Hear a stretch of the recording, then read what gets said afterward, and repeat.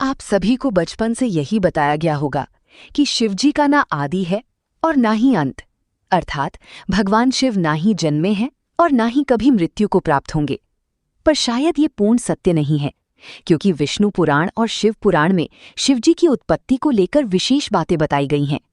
यहाँ तक कि श्रीमद् देवी महापुराण में शिवजी के माता और पिता का भी वर्णन मिलता है। तो आखिर कौन है शिवजी के माता और पिता? कुछ लोगों का ये मानना है कि ब्रह्मा ही शिवजी के पिता हैं, क्योंकि विष्णु पुराण की एक कथा के अनुसार शिवजी का एक बाल रूप है जिसे हम रुद्र के नाम से जानते हैं, और माना जाता है कि रुद्र के पिता स्वयं ब्रह्मा हैं। पर आखिर इसकी सच्चाई क्या है, और पूरे संसार को शिक्षा देने वाले शिव ने अपनी शिक्षा कहाँ से प्राप्त की? तो चलिए जानते हैं शिवजी के जन्म का असली रहस्य। लेकिन उससे पहले मन में श्रद्धा रखकर कमेंट में हर हर महादेव जरूर लिखें। शिव पुराण के अनुसार शिवजी अजन्मे हैं, यानी कि उनका जन्म नहीं हुआ है और वे स्वयंभू हैं, अर्थात खुद से ही उत्पन्न हुए हैं। क्या इसका मतलब ये है कि शिवजी की ना तो माता है और ना ही पिता? लेकिन विष्णु पुराण में तो कुछ और ही लिखा मिलता है, जिसके अनुसार विष्णु जी की नाभि से निकले कमल से ब्रह्मा जी की उत्पत्ति हुई और उनके माथे के तेज से शिव की उत्पत्ति हुई, जिसके कारण शिवजी को ज्यादातर समय ध्यान मुद्रा में दिखाया जाता है। वहीं शिव पुराण में इसका उल्टा वर्णन मिलता है, जिसके अनुसार एक बार जब शिवजी अपने घुटनों को मल रहे थे तो उनके घुटनों के मैल से श्री हरि विष्णु की उत्पत्ति हुई। अब इस मामले में तो दोनों पुराणों में अलग अलग बातें बताई गई हैं, परंतु विष्णु पुराण की एक और कथा के अनुसार ब्रह्मा ही शिवजी के पिता हैं। क्या ये सच है? तो चलिए जानते हैं इसकी सच्चाई। लेकिन उस कथा को समझने से पहले एक और कथा को जान लेते हैं, जो काफी ज्यादा प्रसिद्ध है। और इसी कथा के अनुसार शिवजी को आदि अनादि का दर्जा मिला, यानी कि ना ही उनकी कोई शुरुआत है और ना ही अंत। दरअसल एक समय की बात है, भगवान विष्णु और ब्रह्मा में ये बहस छिड़ गई कि उन दोनों में से कौन ज्यादा महान है। ब्रह्मा को अपने सृष्टिकर्ता होने और सृष्टि को रचने का अभिमान था, वहीं विष्णु को इस जगत के पालनहार होने का गर्व था। दोनों के बीच की बहस काफी बढ़ गई और तभी उनके मध्य एक विशालकाय ज्योतिर्लिंग खंभा आ खड़ा हुआ। उस खंभे के अंदर से आवाज आई कि जो भी इस खंभे का आखिरी हिस्सा खोज लेगा वही सर्वश्रेष्ठ होगा। ये सुनकर दोनों ने खंभे का आखिरी छोर खोजने का निर्णय लिया। ब्रह्मा जी ने एक हंस का रूप धारण किया और खंभे का ऊपरी हिस्सा खोजने के लिए उड़ चले। वहीं विष्णु जी ने एक वराह का रूप लिया और खंभे का निचला हिस्सा खोजने को निकल पड़े। हजारों वर्षों तक खोजने के बावजूद दोनों को उसका आखिरी छोर नहीं मिला, जिसके पश्चात वे थक हार कर वापस लौट आए। अंततः उस खंभे के भीतर से शिवजी प्रकट हुए। ये कथा ये दर्शाती है कि शिवजी का ना तो आदि है और ना ही अंत। लेकिन दोस्तों, क्या आपको पता है, इसी दौरान जब विष्णु और ब्रह्मा वापस लौटे और शिवजी प्रकट हुए, तब उन्होंने दोनों से पूछा कि क्या आपको खंभे का आखिरी छोर मिला? विष्णु जी ने विनम्रता और निराशा भरे शब्दों में कहा कि मैं इसका आखिरी हिस्सा खोजने में असफल रहा, परंतु ब्रह्मा जी ने असत्य कहा कि वे इसका आखिरी हिस्सा खोजने में सफल रहे हैं। ये बात सुनकर शिवजी अत्यंत क्रोधित हुए और ब्रह्मा जी को श्राप दिया कि आज से पृथ्वी लोक पर तुम्हारी पूजा नहीं होगी। इसी कारण आज भी ब्रह्मा जी के मंदिर अत्यंत दुर्लभ हैं। वैसे दोस्तों, इसके पीछे एक और कथा है जो भगवान ब्रह्मा और उनकी पुत्री से जुड़ी हुई है, पर हम उसकी बात कभी और करेंगे। अभी हम ये जान लेते हैं कि क्यों शिवजी को ब्रह्मा का पुत्र बताया जाता है और इसके पीछे की असली सच्चाई क्या है। विष्णु पुराण के अनुसार सृष्टि के प्रारंभिक काल में जब सब कुछ अर्थात पूरा ब्रह्मांड जलमग्न था, न कोई देवता, न दानव और न ही कोई जीव जंतु, तब केवल श्री हरि विष्णु ही क्षीर सागर में शेषनाग पर विश्राम कर रहे थे। उनकी नाभि से निकले कमल से ब्रह्मा जी की उत्पत्ति हुई। इसके पश्चात ब्रह्मा जी और विष्णु जी इस सृष्टि की रचना को लेकर चर्चा करने लगे और इसी अलौकिक क्षण के दौरान शिवजी भी वहां प्रकट हुए। जब शिवजी वहां प्रकट हुए तब ब्रह्मा ने उन्हें पहचानने से इनकार कर दिया, जिससे शिवजी रूठ गए और वहां से चले गए। तब विष्णु जी ने ब्रह्मा जी को दिव्य दृष्टि प्रदान की, जिसके पश्चात ब्रह्मा जी को अपनी भूल का आभास हुआ। तब ब्रह्मा जी ने शिवजी से क्षमा मांगी और उनसे ये वरदान मांगा कि वे उनके पुत्र रूप में जन्म लें। शिवजी ने ब्रह्मा जी की प्रार्थना स्वीकार की और उन्हें आशीर्वाद दिया कि वे उनके पुत्र रूप में जन्म लेंगे। हजारों वर्ष बीत जाने के बाद जब ब्रह्मा जी ने इस सृष्टि की रचना प्रारंभ की, तब उन्हें एक बालक की आवश्यकता हुई और तब उन्हें शिवजी का वो आशीर्वाद स्मरण हुआ। इसके पश्चात ब्रह्मा जी ने कठोर तपस्या की और उनकी तपस्या से प्रसन्न होकर भगवान शिव एक बालक रूप में उनकी गोद में प्रकट हुए। आपकी जानकारी के लिए बता दूं कि ये भगवान शिव का एकमात्र बाल रूप है। दरअसल जब शिवजी बाल रूप में प्रकट हुए तो वे अत्यंत क्रंदन करने लगे, रोने लगे। जब ब्रह्मा जी ने उनके रोने का कारण पूछा तो उन्होंने बड़ी ही मासूमियत से कहा कि वे इसलिए रो रहे हैं क्योंकि उनका कोई नाम नहीं है। तब ब्रह्मा जी ने उन्हें रुद्र नाम दिया, जिसका अर्थ होता है रोने वाला। परंतु इसके बावजूद भी शिवजी शांत नहीं हुए क्योंकि उन्हें ये नाम प्रिय नहीं लगा।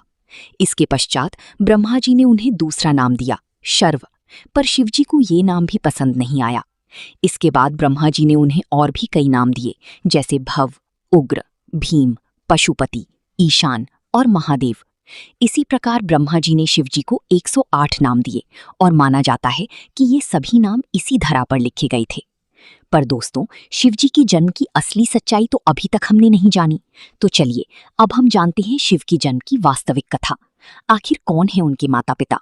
लेकिन उससे पहले आपसे एक विनती है कि यदि आपको ये जानकारी अच्छी लग रही है तो इसे अपने मित्रों, संबंधियों और अन्य शिव भक्तों के साथ साझा अवश्य करें और भक्ति भाव से कमेंट में लिखें हर हर महादेव। श्रीमद् देवी भागवत पुराण में शिवजी की माता पिता और उनके प्राकट्य की बातें विस्तार से बताई गई हैं। यहाँ तक कि इसमें त्रिदेवों अर्थात ब्रह्मा, विष्णु और महेश की जन्म की सच्चाई भी देखने को मिलती है। दरअसल जब हम शिव कहते हैं तो वो निराकार ईश्वर की बात होती है, और जब हम सदाशिव कहते हैं तब वो परमात्मा की बात होती है। वहीं जब हम शंकर या महेश कहते हैं तो वे माता सती या पार्वती के पति महादेव होते हैं।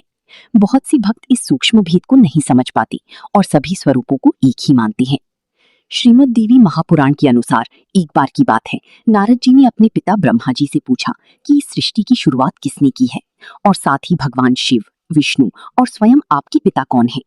तब ब्रह्मा जी ने उत्तर देते हुए कहा कि प्रकृति रूपी माँ दुर्गा और काल सदाशिव ही उनके माता पिता हैं, और उन्होंने ही त्रिदेवों ब्रह्मा, विष्णु और शिव की रचना की है। शिव पुराण के अनुसार भी काल सदाशिव और पराशक्ति अंबिका ही शिव के माता पिता हैं, और इन सब में भी श्रेष्ठ काल सदाशिव हैं, क्योंकि उन्होंने ही पराशक्ति अंबिका की रचना की, जिनकी 8 भुजाएं थीं और वे प्रकृति रूपी माँ दुर्गा भवानी कहलाईं। ये अत्यंत प्राचीन समय की बात है, जब कुछ भी नहीं था, ना आकाश, ना धरती, ना जीवन। उस समय केवल एक ही शक्ति विद्यमान थी, काल स्वरूप सदाशिव। वही आदि परमेश्वर हैं जिनसे सब कुछ उत्पन्न हुआ। सदाशिव के भीतर ही शक्ति रूप में दुर्गा भी समाहित थी। दोनों मिलकर काशी के आनंद वन में विचरण कर रहे थे। एक दिन दोनों के मन में ये विचार आया कि अब इस ब्रह्मांड में अन्य प्राणियों की रचना की जानी चाहिए ताकि इस सृष्टि का विस्तार हो सके। उन्होंने सोचा कि किसी ऐसे पुरुष को उत्पन्न किया जाए जो इस सृष्टि का उत्तरदायित्व संभाले, ताकि वे दोनों स्वयं निर्वाण की अवस्था में जा सकें, अर्थात मोक्ष में लीन होकर ध्यान और शांति में स्थित हो सकें। इसी उद्देश्य से सदाशिव ने अपने बाईं अंग से भगवान विष्णु को प्रकट किया। इसका अर्थ ये है कि उन्होंने अपने स्वरूप के एक अंश से विष्णु जी को जन्म दिया। इसके पश्चात सदाशिव और दुर्गा जी ने एक और सृजन की योजना बनाई, और वो था ब्रह्मा जी का जन्म। इस बार उन्होंने अपनी दाईं अंग से ब्रह्मा जी को उत्पन्न किया और तत्काल ही विष्णु जी की नाभि से निकले कमल के पुष्प पर उन्हें प्रतिष्ठित कर दिया। वही कमल ब्रह्मा जी का आसन बना। अब जब ब्रह्मा जी उस कमल से उत्पन्न हुए तो उन्होंने सृष्टि निर्माण का कार्य अपने हाथों में लिया। लेकिन एक समय ऐसा आया जब ब्रह्मा और विष्णु के मध्य ये विवाद उत्पन्न हो गया कि उन दोनों में श्रेष्ठ कौन है, सर्वोच्च कौन है। जब दोनों का विवाद बढ़ने लगा तभी अचानक एक विशाल ज्योति स्तंभ, प्रकाश स्तंभ उनके मध्य प्रकट हो गया, जिसकी कथा हम पहले ही जान चुके हैं। दरअसल उस प्रकाश स्तंभ से एक दिव्य वाणी आई। वो स्वयं ज्योतिर्लिंग रूप में काल थी। उन्होंने ब्रह्मा और विष्णु से कहा, पुत्रों, तुम दोनों ने बहुत तपस्या की है और इसी कारण तुमने मुझसे 2 विशेष कार्य प्राप्त किए हैं। एक है सृष्टि का कार्य, यानी कि जन्म देना, जो ब्रह्मा का काम है, और दूसरा है पालन का कार्य, यानी कि सृष्टि को चलाना, जो विष्णु का काम है। इसी प्रकार मेरा एक और रूप है रुद्र, जिसे मैंने संहार यानी कि विनाश के कार्य के लिए उत्पन्न किया है। लेकिन काल सदाशिव ने यह भी स्पष्ट किया कि एक कार्य ऐसा है जो कोई और नहीं कर सकता, और वो है कृपा करना। ये केवल सदाशिव ही कर सकते हैं। फिर सदाशिव ने कहा, रुद्र मेरे जैसा है, वो मेरी जैसी वस्त्र पहनता है, मेरी जैसी वाहन पर चलता है और मेरी जैसी ही अस्त्र शस्त्र रखता है। उसका रूप, वाहन और कार्य सब मेरी ही समान है। इस प्रकार ये कथा हमें बताती है कि इस संपूर्ण ब्रह्मांड की रचना सदाशिव और शक्ति रूपी दुर्गा से हुई है। ब्रह्मा, विष्णु, रुद्र और महेश ये सभी उनके अंश हैं और उन्होंने अलग अलग उत्तरदायित्वों को स्वीकार किया है ताकि सृष्टि सुचारू रूप से चल सके। पर मित्रों, शिवजी की कहानी यहीं पर समाप्त नहीं होती। एक और रोचक कथा है जिसके अनुसार एक बार कुछ साधु संतों ने भगवान शिव से उनके जन्म के बारे में पूछा। तब भगवान शिव ने जो उत्तर दिया वो चौंकाने वाला था।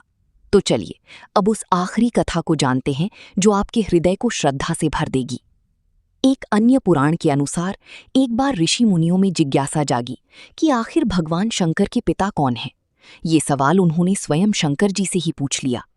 हे महादेव, आप सबके जन्मदाता हैं, लेकिन आपका जन्मदाता कौन है? आपके माता पिता का क्या नाम है? इस प्रश्न का उत्तर देते हुए भगवान शिव ने कहा, हे मुनिवर, मेरी जन्मदाता भगवान ब्रह्मा हैं। मुझे इस सृष्टि का निर्माण करने वाले भगवान ब्रह्मा ने जन्म दिया है। इसके बाद ऋषियों ने एक बार फिर पूछा, यदि ये आपके पिता हैं तो आपके दादा कौन हुए? तब शिवजी ने उत्तर दिया, इस सृष्टि का पालन करने वाले भगवान श्रीहरि अर्थात भगवान विष्णु ही मेरे दादाजी हैं। भगवान की इस लीला से अनजान ऋषियों ने फिर एक और प्रश्न किया, जब आपके पिता ब्रह्मा और दादा विष्णु हैं तो आपके परदादा कौन हुए? तब शिवजी ने मंद मुस्कान के साथ उत्तर दिया, स्वयं भगवान शिव। इसके बाद ऋषि मुनि समझ गए कि शिवजी से बढ़कर ना कोई है ना कोई कभी होगा। वैसे दोस्तों, क्या आपको पता है कि भगवान शिव को उनके आभूषण कहाँ से मिले? शिवजी अपने शरीर पर कई प्रतीक धारण करते हैं, जैसे कि मां गंगा, चंद्रमा, वासुकी नाग, त्रिशूल, डमरू और भस्म। आखिर उन्हें ये सारे आभूषण और शस्त्र कहाँ से प्राप्त हुए? और क्या है नंदी का वो रहस्य जो आपको भी चकित कर देगा? यदि आप भी इन रहस्यों को जानना चाहते हैं तो हमें कमेंट में जरूर बताइए, ताकि मैं इसके लिए एक अलग सी वीडियो बना सकूं। इस संपूर्ण कथा का तात्पर्य केवल यही है कि शिवजी आदि अनादि हैं, वही अंत है और वही शुरुआत। वे सृष्टि के जन्म की पूर्व भी थे और सृष्टि के महाविनाश की बाद भी रहेंगे। शिव जो काल से भी परे हैं, जो शमशानवासी हैं, जिन्हें मृत्यु का भय नहीं और जो मोह से सर्वथा परे हैं। लेकिन एक समय ऐसा क्या हुआ कि पूरी सृष्टि का संतुलन ही डगमगा गया? क्यों महाकाल एक साधारण मनुष्य की भांति शोक में अश्रु बहाने लगे? उन्हें दुख था अपनी अर्धांगिनी सती की बिछोह का, परंतु ऐसा क्या हुआ कि सती ने अपना देह त्याग दिया? और कैसे पुनः शिवजी का मिलन माता पार्वती से हुआ? यदि आप भी माता सती की आत्मदाह की उस करुण कथा को जानना चाहते हैं तो हमारी अगली वीडियो जरूर देखें। धन्यवाद।